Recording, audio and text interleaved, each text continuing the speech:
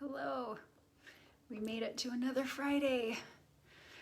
We're doing it, we're really doing it. So we did another Redefining Happy webinar last night, which was super fun. There's something, I don't know, I love teaching this stuff. It's like, I love that it's so simple, you know? We think that life is these big grand things, and it's really these small ideas that we just have to let take root. But one of the things that we talked about last night that I thought I'd share today, just to start raising your awareness around it, is one of the things that I have participants do is write down a list of all the things that they can think of that make them happy. So if you do that, if you take just a second or 10 minutes today and just brain dump a list of everything you can think of that makes you happy. And then when you're done, you go back through the list and cross out all the things that you can't control. You'll be surprised at what's left. And I think a lot of times when I say, you know, what makes you happy? People will say things like, oh, my kids, when somebody does something nice for me, when the weather is nice, when we can take trips, when, you know, all the things, a pedicure, a spa day, a nap, a full night's sleep, a good meal, all these things, right? And how many of those things can you actually control? There's a lot of things we can influence. I always use the example of my kids. I can influence my kids' happiness and whether or not they're getting along, but I certainly cannot control it, right? I can't force it. I can't force them to not fight or argue, and goodness knows I've tried.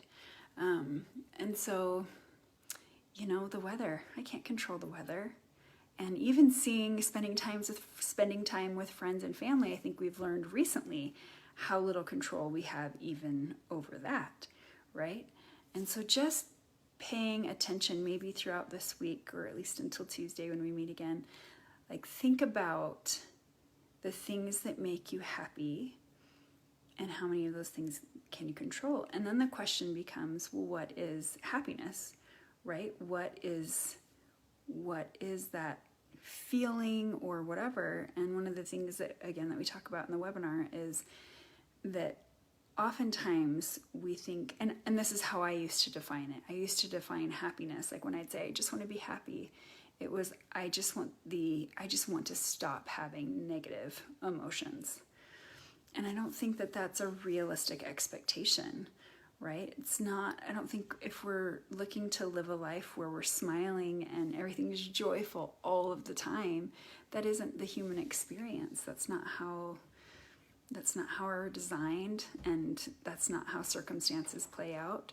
And so we have to find a different definition, one that is more a state of being rather than a joyful emotion, if that makes sense. So I'm just giving you something to be curious about, something to think about, that if happiness doesn't come from things you can't control, because the thing is that if my happiness is dependent on the weather and seeing friends and family, I am really miserable during, a quarantine on a rainy day. And I don't want that. I want to be able to create my own happiness. I want to be able to choose when or how or what makes me happy, right? Yeah, it's interesting. It's fun to think about.